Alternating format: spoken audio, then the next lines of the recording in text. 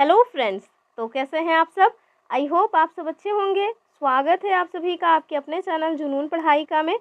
हम लोग सीटेट जो दिसंबर में होने वाला है उससे रिलेटेड प्रैक्टिस सेट कर रहे हैं। प्रैक्टिस सेट के हिसाब से ऐसा नहीं कि केवल क्वेश्चन आंसर्स देखते हुए चल रहे हैं, हम इसको पूरा अच्छे से एक्सप्लेन करते हुए चल रहे हैं ताकि उसके आसपास अगर कोई भी क्वेश्चन पूछा जाता है तो वो आपसे एग्ज़ाम में आसानी से बन जाए। इसके पहले हमने एसएसटी के 5 वीडियोस ऑलरेडी पब्लिक कर दिए हैं। अगर अभी आप लोगों ने उसे नहीं देखा है तो चैनल में प्लेलिस्ट बनी है सीटेट दिसंबर के नाम से, आप लोग वहां पे जा करके उन्हें देख सकते हैं। आज से हम ईवीएस शुरू कर रहे हैं। इस चैनल पे आपको इन्हीं 2 सब्जेक्ट से रिलेटेड क्वेश्चंस मिलेंगे, एक तो एसएसटी से और दूसरा ईवीएस से। अगर आप लोग ध्यान से वीडियोज़ को देखते चलेंगे, जो भी इंपॉर्टेंट चीज़ें हों उन्हें नोट करते चलेंगे, तो मैं आपको बता रही हूँ कि आपको एग्ज़ाम टाइम तक ऐसा फील होगा कि हाँ सच में कुछ पढ़ा है। और इसके पहले जो एग्ज़ाम हुआ था अगस्त में नहीं, क्या बोलते हैं, 7 जुलाई में हुआ था मेरे ख्याल से। जुलाई में जो पेपर हुआ था सीटेट का, उसमें मैंने 2-4 वीडियोस यानी कि टोटल 5 वीडियोस बनाए हुए थे ईवीएस के, और उन 5 वीडियोस में से टोटल 8 क्वेश्चंस फंसे हुए हैं। अगर आपको भरोसा ना हो तो वो भी प्लेलिस्ट बनी हुई है, आप जाके वहाँ से देख सकते हैं। और इसके साथ साथ अगर आप लोग पहली बार हमारे चैनल पे आए हैं तो चैनल को सब्सक्राइब ज़रूर कर लें और इसको अपने फ्रेंड्स के साथ शेयर करना ना भूलें। चलिए देखते हैं, आज से अपना जो है ईवीएस की जो सीरीज़ है हम उसको स्टार्ट करते हैं। और जब तक ये हो नहीं जाएगा 15 दिसंबर तक ये सीरीज़ चलती रहेगी। 15 तक नहीं चलेगी, 13 तक चलेगी, क्योंकि 1-2 दिन तो रेस्ट भी चाहिए। तो एक दिन हम एसएसटी से रिलेटेड क्वेश्चंस कराएंगे एसएसटी से, और दूसरे दिन ईवीएस से। तो रेगुलर बने रहिएगा। चलिए देखते हैं, आज की अपनी जो क्लास है उसको स्टार्ट करते हैं और आज का अपना पहला क्वेश्चन डिस्कस करते हैं।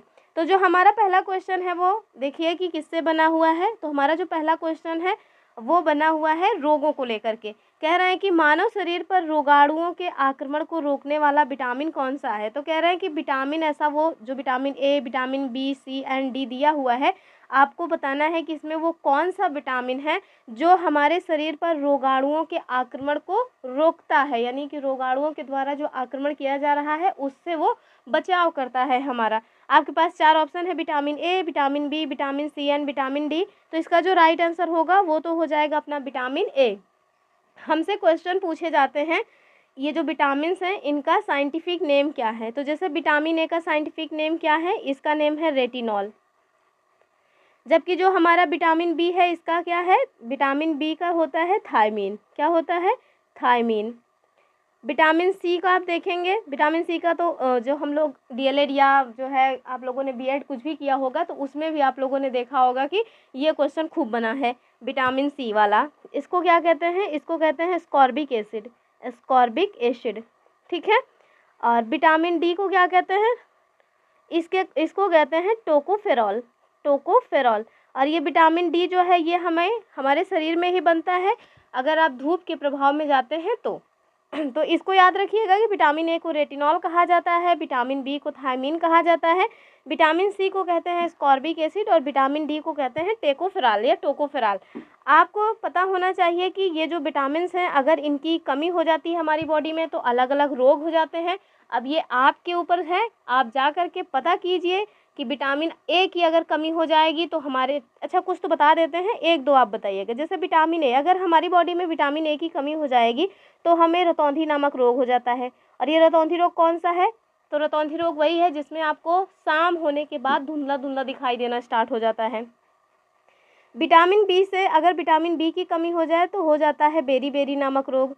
आप हमें विटामिन सी का बताइएगा कि इसकी कमी से कौन सा रोग हो जाता है। और विटामिन डी अगर कमी हो जाए तो हमारी बॉडी में जो हड्डियां हैं वो कमज़ोर हो जाती हैं, तो हड्डियों की कमज़ोरी आपको विटामिन डी की कमी से मिल जाएगी। तो इसका राइट आंसर क्या होगा, राइट आंसर इसका होगा विटामिन ए। यही है जो हमारे बॉडी पर जो भी रोगाणु हैं उनके आक्रमण को रोकता है। चलिए देखते हैं अगला क्वेश्चन। और जो मैंने क्वेश्चन पूछा है उसको कमेंट ज़रूर करिएगा। कमेंट करेंगे तो जो हमारा कन्वर्सेशन है ये हमें लगेगा कि हाँ जो है ड्यूअल है, वरना तो ऐसा लगता है कि एकल है, हम स्वयं ही बोल रहे हैं, स्वयं ही सुन रहे हैं, आप लोग आते हैं फॉर्मेलिटी की तरह देख के चले जाते हैं। चलिए देखते हैं अगला क्वेश्चन। हमारा जो अगला क्वेश्चन है कह रहा है कि पारिस्थितिकी तंत्र की सबसे बड़ी इकाई किसे माना जाता है। आपके पास 4 ऑप्शन है, वायुमंडल, दूसरा है समुद्र, तीसरा है वातावरण, चौथा है हमारा जीवमंडल। तो इसका जो सही आंसर होगा वो क्या हो जाएगा, तो वो हो जाएगा ऑप्शन डी यानी कि जीवमंडल। तो पारिस्थितिकी तंत्र की जो सबसे बड़ी इकाई है वो कौन सी है, वो है हमारा जीवमंडल। आगे देखते हैं अगला क्वेश्चन। जो हमारा अगला क्वेश्चन है वो देखिए कह रहा है कि प्रदूषित वायु से आमतौर पर कौन सा रोग होता है। आपके पास 4 ऑप्शन भी है, श्वसन रोग, टाइफाइड, मलेरिया, पीलिया। तो इसका जो सही आंसर होगा वो आप बताइए क्या होगा। तो इसका जो सही आंसर होगा वो हो जाएगा श्वसन रोग, यानी कि सांस से संबंधित समस्या होगी। सांस से संबंधित समस्याएं होने लगती हैं अगर हम लोग जो पॉल्यूटेड मतलब कि एयर है उसके संपर्क में आते हैं। तो अगर कई ऐसी कोई जगह है जहाँ की जो वायु है वो काफ़ी प्रदूषण युक्त है, तो आप देखिएगा कि वहाँ आपको सांस लेने में बहुत प्रॉब्लम होने लगेगी। जबकि जो टाइफाइड है ये आप देखिएगा कि गंदा पानी पीने की वजह से तो नहीं होता टाइफाइड, हाँ गंदा पानी की वजह से हो जाता है। जैसे आप गंदे पानी का सेवन कर रहे हैं तब भी आपको टाइफाइड हो जाएगा, और इसके साथ साथ ये मच्छर की वजह से भी होता है। और जो मलेरिया रोग है ये भी आप देखिए तो प्रोटोजोआ की कमी से, मतलब प्रोटोजोआ की कमी से नहीं, प्रोटोजोआ की वजह से होता है मलेरिया। और जो पीलिया है ये आप मुझे बताइएगा कि क्या ये बैक्टीरिया जनित रोग है या फिर वायरस जनित रोग है, ये आप मुझे कमेंट कीजिएगा। सॉरी। अगला क्वेश्चन हम देखते हैं। जो हमारा अगला क्वेश्चन है वो हमसे क्या पूछ रहा है, कह रहा है कि निम्न में से ऊर्जा का बहुमूल्य स्रोत क्या है जो कि वायु का प्रदूषक नहीं है। यानी कि आपको ये बताना है कि वो कौन सा सोर्स है एनर्जी का जो बहुत अच्छा सोर्स तो है एनर्जी के लिए, लेकिन उसकी वजह से कोई पोल्यूशन नहीं होता, यानी कि हमारा जो एनवायरनमेंट है वो उससे पॉल्यूटेड नहीं होता है। आपके पास 4 ऑप्शन है।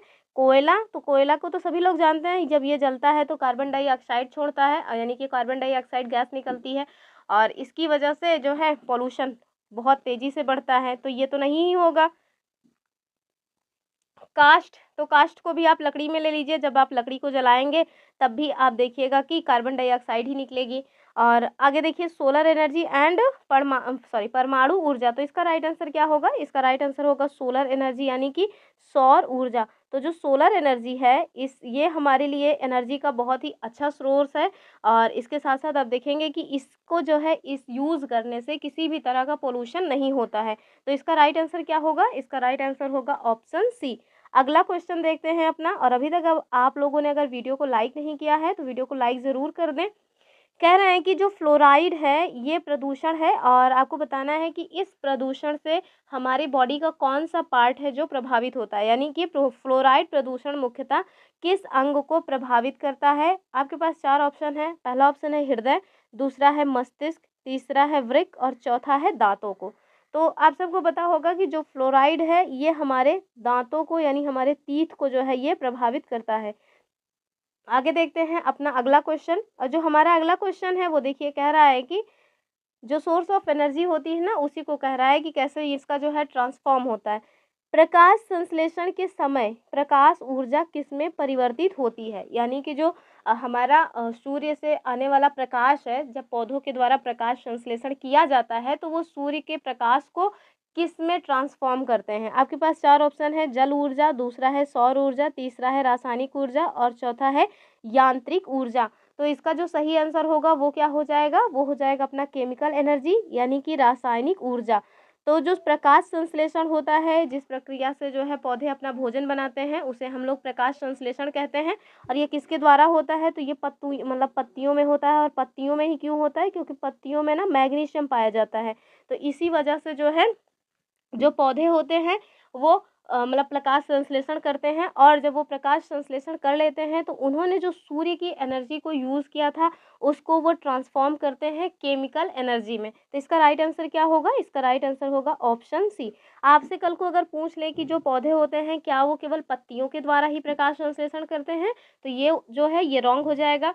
जो पौधे होते हैं ये पत्तियों के साथ साथ जो तने होते हैं उनसे भी प्रकाश संश्लेषण करते हैं। अगला क्वेश्चन देखेंगे।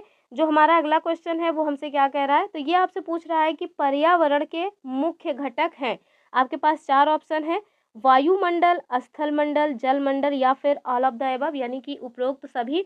तो इसका जो राइट आंसर होगा वो क्या हो जाएगा, इसका राइट आंसर होगा ऑप्शन डी, यानी कि जो भी आप देख रहे हैं ऑल ऑफ द एबव ये सब के सब सही है। जो हमारा पर्यावरण है उसमें वायुमंडल भी शामिल है, स्थल मंडल भी शामिल है और जल मंडल भी शामिल है। अगला क्वेश्चन देखेंगे हम। और जो हमारा अगला क्वेश्चन है वो किससे रिलेटेड है, वो भी पर्यावरण से रिलेटेड है। और आपसे कह रहे हैं कि पर्यावरण किसे कहा जाता है, यानी कि हम लोग पर्यावरण एग्जैक्टली कहते किसे हैं। आपके पास चार ऑप्शन है, वनस्पति और जो जीवों का समूह है उन्हें, या फिर जानवर और मानव के समूह को, तीसरा कह रहे हैं कि प्रकृति का हमारे चारों ओर घेरे रहने को, या फिर चौथा है कि वायुमंडल और पृथ्वी के योग को। तो आपको पता होगा बचपन से ही हम लोग पढ़ते आ रहे हैं कि पर्यावरण की परिभाषा क्या होती है। पर्यावरण की परिभाषा होती है परि और प्लस आवरण। 6th और 7th क्लास में थे तभी से पढ़ाया जा रहा है। इवन अगर आप लोग प्राइमरी वाला जो विद्यालय होता है मतलब 4-5 में, उसमें भी जो महान व्यक्ति टाइप करके आते हैं ना सब्जेक्ट, कुछ थे अभी इतना याद नहीं है, बचपन की बातें हैं, तो उसमें भी हम लोगों को पर्यावरण के बारे में कुछ बताया गया था। तो उसमें स्टार्टिंग में यही परिभाषा दिखाई गई थी कि परि धन आवरण बराबर पर्यावरण। और परि मतलब क्या होता है, इसका मतलब होता है चारों ओर और आवरण मतलब होता है घेरे हुए। तो वो सारी चीज़ें जो हमको हमारे चारों ओर से घेरे हुए हैं हम उन्हें क्या कहते हैं, तो हम उन्हें पर्यावरण कहते हैं। तो परि प्लस आवरण इज इक्वल टू पर्यावरण। तो इसका अगर नॉर्मल मीनिंग देखेंगे तो क्या हो जाएगा, तो हो जाएगा कि प्रकृति का हमारे चारों ओर से जो घेरा है इसी को हम कहते हैं पर्यावरण। अगला क्वेश्चन देखेंगे। और आपसे पूछ रहे हैं कि जब आप ईंधन को जलाते हैं तो आपको क्या प्राप्त होता है, केवल प्रकाश ऊर्जा, ऊष्मा और प्रकाश ऊर्जा, यांत्रिक और प्रकाश ऊर्जा, या फिर प्रकाश और ध्वनि ऊर्जा। तो प्रकाश ऊर्जा प्राप्त होती है, ये बात सही है, लेकिन क्या जो है ध्वनि ऊर्जा प्राप्त होती है, नहीं ना। जब आप ईंधन को जलाएंगे तो ध्वनि ऊर्जा कैसे मतलब प्राप्त होगी, वही जो लकड़ी जलती है चट चट बोलती है, तो भैया वो थोड़ी ना है, उसको थोड़ी ना कहेंगे कि वो ध्वनि ऊर्जा प्राप्त हो रही है। तो ये तो नहीं होगा ध्वनि ऊर्जा की वजह से। तीसरा कह रहे हैं कि यांत्रिक और प्रकाश ऊर्जा, तो इसमें भी देखिए प्रकाश ऊर्जा होता है लेकिन यांत्रिक ऊर्जा हमें प्राप्त नहीं होती। और पहला कह रहे हैं केवल प्रकाश ऊर्जा, तो हाँ ये बात सही है कि प्रकाश ऊर्जा प्राप्त होती है, लेकिन केवल नहीं, हमें जो है जब हम ईंधन को जलाते हैं तो उसमें प्रकाश ऊर्जा और ऊष्मा ऊर्जा दोनों ही प्राप्त होता है, यानी कि ऊष्मा भी मिलता है और प्रकाश भी मिलता है।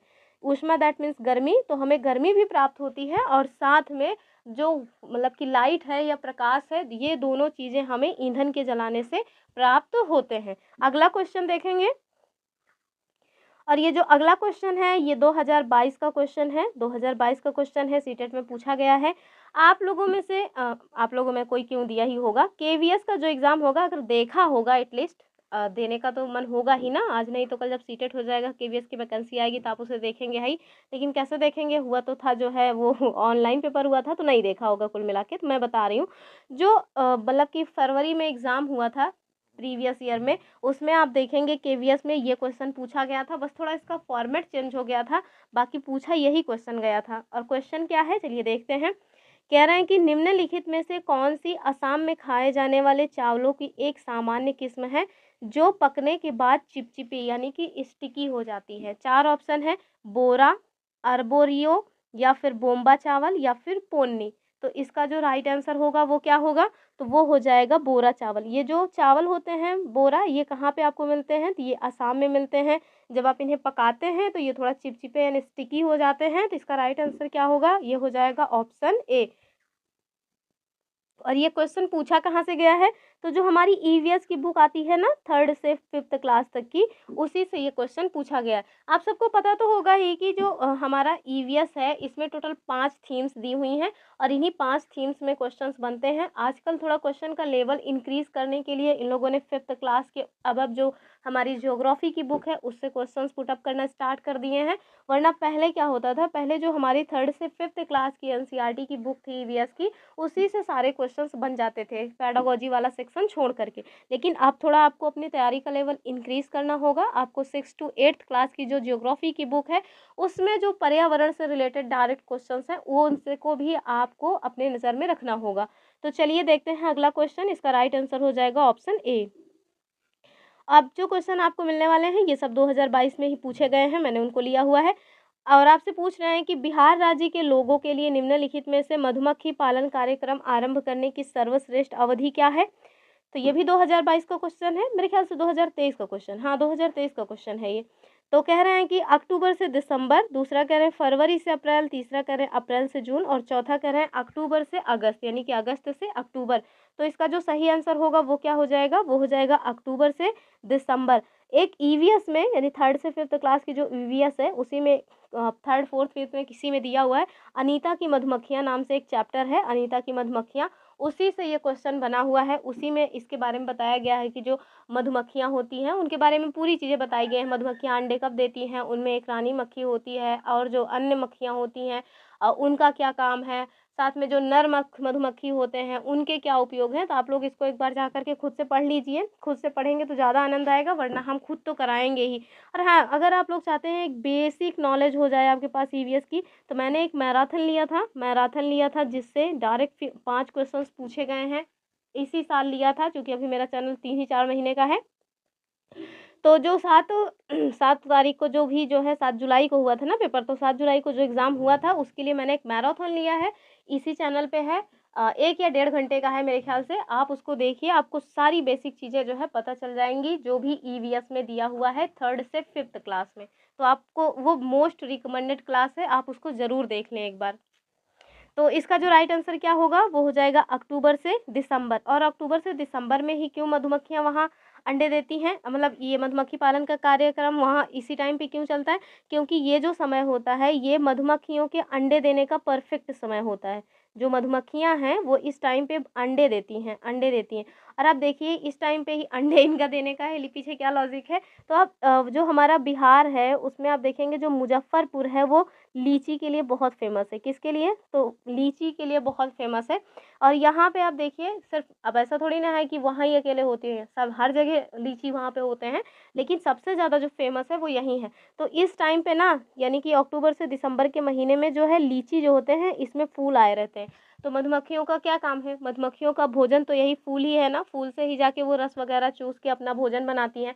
तो इसी टाइम पे ये जो है मतलब लीची के फूल आए रहते हैं, और यही जो समय होता है वो मधुमक्खियों के अंडे देने का परफेक्ट समय होता है। यही कारण है कि जो बिहार के लोग हैं वो मधुमक्खी पालन का जो काम करते हैं वो अक्टूबर से दिसंबर मंथ में करते हैं। तो अगला क्वेश्चन देखेंगे, इसका राइट आंसर होगा ऑप्शन 1। जो हमारा अगला क्वेश्चन है ये देखिए, कह रहे हैं कि बंगाल की खाड़ी का तटवर्ती राज्य या केंद्र शासित प्रदेश कौन सा है। तो इसके लिए आपको मैपिंग की बहुत अच्छी नॉलेज होनी चाहिए। अगर आपको मैपिंग की नॉलेज नहीं है तो आप ये वाला क्वेश्चन बिल्कुल नहीं कर पाएंगे। और मैपिंग के लिए आपको ज्योग्राफी पता होना चाहिए, यानी कि ज्योग्राफी वाले जो चैप्टर होता है उसी में आप लोग मैपिंग करते हैं। तो इसको ध्यान से देख लीजिए और खुद भी जो है मैप वगैरह को ऑब्जर्व करना स्टार्ट कर दीजिए। मैंने देखा है जो प्रीवियस ईयर है उसमें 2 से 3 क्वेश्चन ऐसे डायरेक्टली मैपिंग से पूछे जा रहे हैं। तो आप लोग थोड़ा अपनी तैयारी का लेवल बढ़ा दीजिए, किसी के मतलब कहने से झमेले में मत आइए कि हो जाएगा, ऐसे कुछ नहीं हो जाएगा, लेवल अब बढ़ गया है। तो चलिए देख लेते हैं इसको। ओडिशा, कर्नाटका, केरल एंड तेलंगाना। तो अब मैंने मैप नहीं लगाया है, दक्षिण भारत का मैप बनाना बहुत ईजी है, तो हम उसको बना के ही दिखा देते हैं। ये देखिए दक्षिण भारत का मैप बन गया अपने। तो आप देखिए सबसे ऊपर यहाँ पे उड़ीसा दिया। पहले तो आपको यही बता देते हैं कि जो बंगाल की खाड़ी है वो कहाँ पे है। तो ये जो हमारा दक्षिण भारत है इसका जो ईस्ट वाला रीजन है, ये ईस्ट वाला रीजन, यहाँ आप देखिए कि हमारा जो क्या है, तो बे ऑफ बंगाल है। ये क्या है, बे ऑफ बंगाल, और ये मतलब पानी का जो है, पानी यहाँ पे पानी है तो बे ऑफ बंगाल है। जबकि इधर आप देखेंगे तो इधर क्या है इधर आपको मिल जाएगा अरेबियन सी, यानी कि अरब सागर।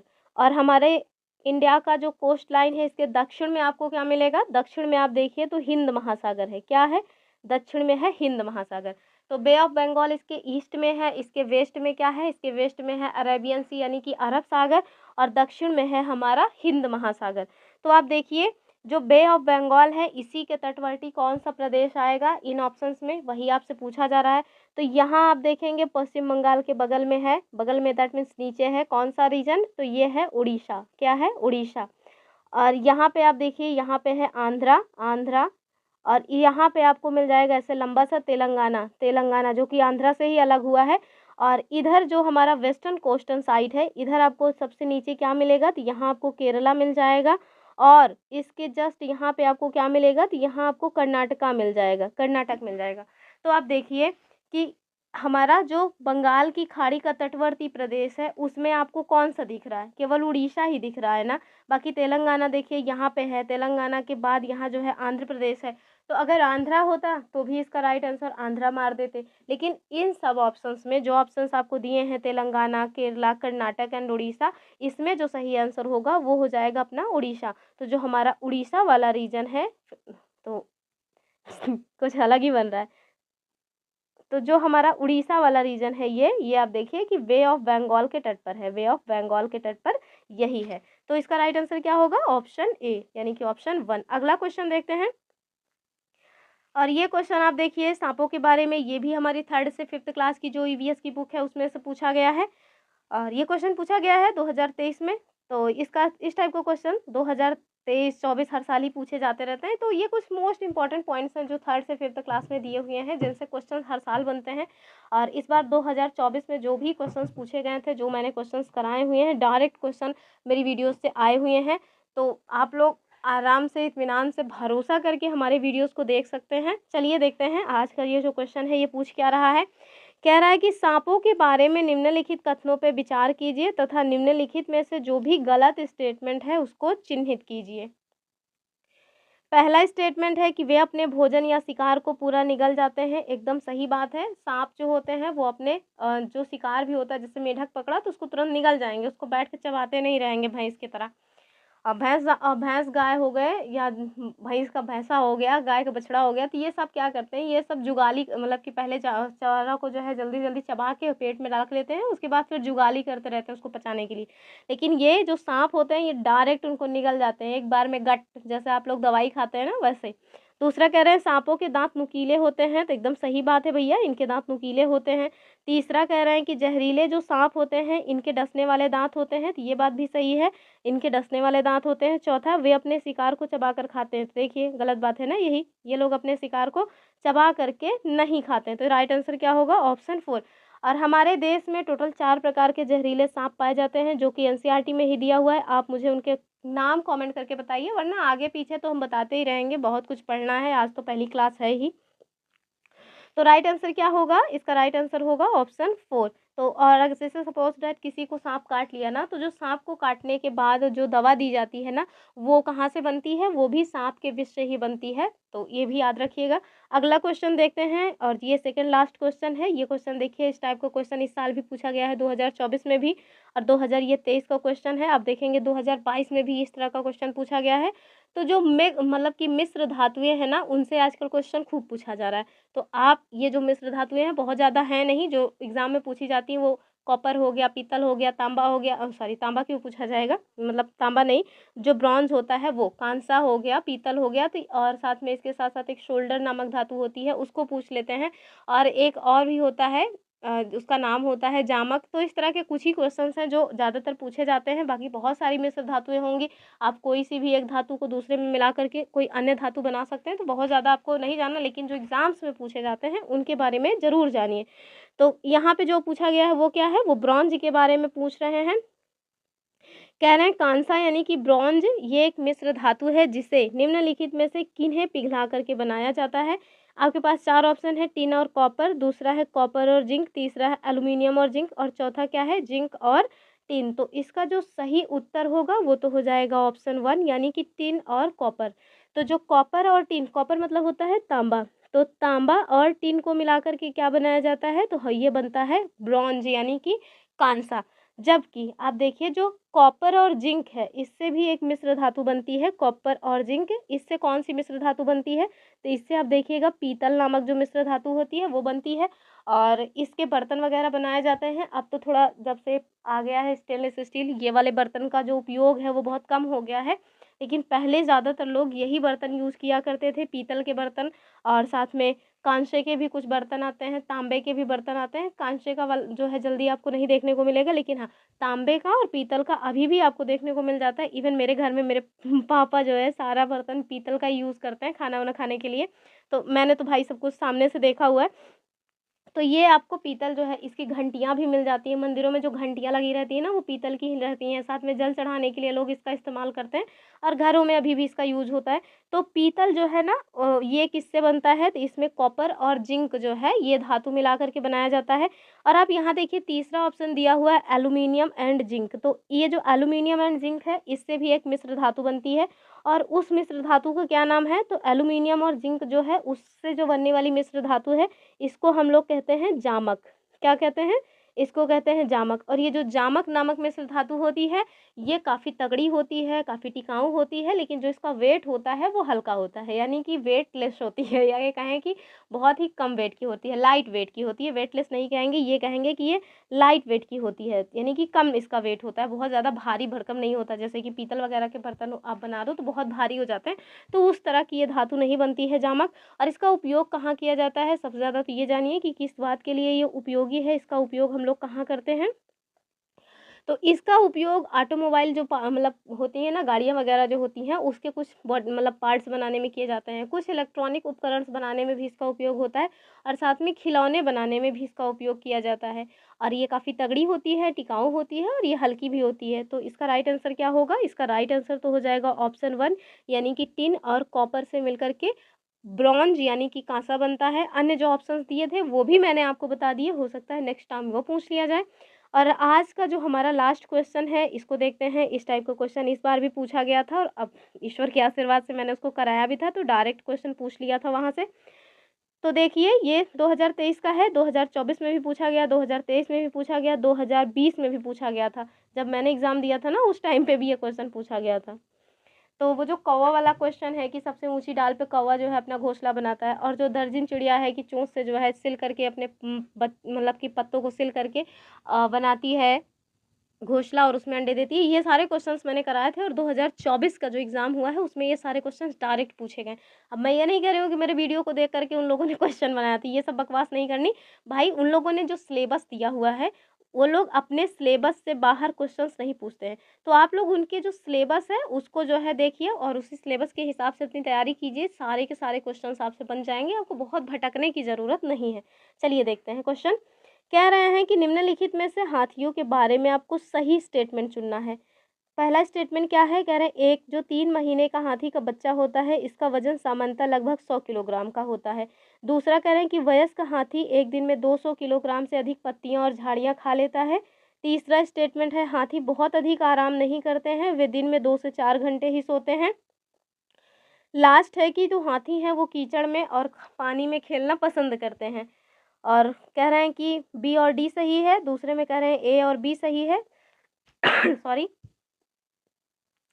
तीसरे में कह रहे हैं ए और सी सही है और चौथे में कह रहे हैं कि सी और डी सही है। तो इसका राइट आंसर क्या होगा, आप देखिए। अगर आप लोगों ने ये भी हमारा जो ईवीएस 3rd to 5th है ना उसी में दिया हुआ है हाथी के बारे में, वहीं से क्वेश्चन बना हुआ है और हर साल ही बन जाता है, 1 आध साल के गैप पे। तो आप देखिए इसमें आप देखेंगे कि जो मतलब कि स्टेटमेंट्स हैं, 3 स्टेटमेंट्स ऐसे हैं जो कि सही हैं, लेकिन 3 स्टेटमेंट वाला कोई ऑप्शन नहीं दिया है। अब चूंकि ये PYQ है तो मैंने इसमें किसी भी तरह का संशोधन नहीं किया, वरना मैं चाहती तो स्टेटमेंट के साथ साथ जो ऑप्शन है उसमें संशोधन कर देती, लेकिन मुझे ठीक नहीं लगा, ताकि आप लोगों को पता चले ना कि इस तरह से भी क्वेश्चन के ऑप्शन बन सकते हैं, वरना आप लोग कन्फ्यूज़ ही रह जाएंगे। तो देखिए आप देखेंगे कि ये जो पहला वाला स्टेटमेंट है वो गलत है। ये क्यों गलत है, क्योंकि जन्म के समय जब मतलब कि हाथी के बच्चे का जन्म होता है उसी टाइम पे वो 100 से 150 किलोग्राम का होता है, तो 3 महीने में तो उसका वेट और ज़्यादा बढ़ जाता होगा। तो ये तो पहला वाला रॉन्ग है। और अगर पहला रॉन्ग है तो आप देखिए कि दूसरा और तीसरा जो मतलब ऑप्शन दिया हुआ है टिक करने के लिए वो कट गया अपने आप, क्योंकि हमसे पूछ क्या रहा है, सही कथन, तो हमें सही कथन ही बताना है। फिर आप देखिए कह रहे हैं कि जो वयस्क हाथी है वो एक दिन में 200 किलोग्राम से अधिक यानी 200 किलो यानी 2 कुंटल से अधिक जो है ये पत्तियां और झाड़ियां खा लेता है। तो ये बात एकदम सही है। तो आप देखिए कि बी सही होना चाहिए, और बी केवल एक ही ऐसा ऑप्शन बन से रहा है जिसमें बी दिया हुआ है, सी और डी नहीं होगा। तो उत्तर तो इसका यही होगा, लेकिन अन्य ऑप्शन भी देख लेते हैं। कह रहे हैं कि हाथी दिन बहुत अधिक आराम नहीं करते हैं और वे दिन में केवल 2 से 4 घंटे सोते हैं। तो ये स्टेटमेंट भी एकदम सही है। अगर आपको बी सी एंड डी दिया होता तो इसका राइट आंसर होता बी सी एंड डी, लेकिन चूंकि हमारे ऑप्शन में ही नहीं है तो हमें जो ऑप्शन दिया हुआ है हमें उसी हिसाब से अपना ऑप्शन टिक करके आगे बढ़ जाना है। और लास्ट में कह रहे हैं कि हाथी मतलब कि कीचड़ और पानी से खेलना पसंद करते हैं, तो ये बात भी एकदम सही है। जो हाथी हैं उनको गर्मी बहुत ज़्यादा लगती है, इस वजह से वो कीचड़ और पानी में खेलना ज़्यादा पसंद करते हैं। और साथ में उनके जो कान होते हैं ना, वो कान यूं ही ऐसे बड़े बड़े से नहीं होते, वो उसको वो हिलाते डुलाते रहते हैं। क्यों? क्योंकि वो उनको हवा प्रदान करता रहता है, जिससे उनकी बॉडी को ठंडक मिलती रहती है। और ये सारे पॉइंट्स कहाँ दिए हुए हैं? डायरेक्ट एनसीईआरटी में एक एक लाइन ऐसे ही लिखा हुआ है। तो इसका सही आंसर क्या होगा? तो according to option right answer will be option B and D. लेकिन अगर इसमें बी डी के साथ सी ऑप्शन होता तो वो भी सही होता। तो सही उत्तर इसका आप ऑप्शन 1 मार्क करके आगे बढ़िए। तो ये रहे आज के अपने क्वेश्चन। टोटल 15 क्वेश्चंस मैंने लिए थे। आई होप आप लोगों को क्वेश्चन समझ आए होंगे। और अगर क्वेश्चन समझ आए हैं, सेशन अच्छा लगा है, तो आप लोग हमारे वीडियो को लाइक कर सकते हैं और हमारे वीडियोस को कम से कम 2 से 4 फ्रेंड्स के साथ इसको शेयर भी कर सकते हैं। तो चलिए फिर मिलेंगे अपने नेक्स्ट वीडियो में। और जो हमारा एसएसटी वाला जो है सेशन चल रहा है, उसके साथ जुड़ना बिल्कुल मत भूलिएगा। फिर मिलेंगे अपने नेक्स्ट वीडियो में, तब तक के लिए बाय बाय एंड जय हिंद।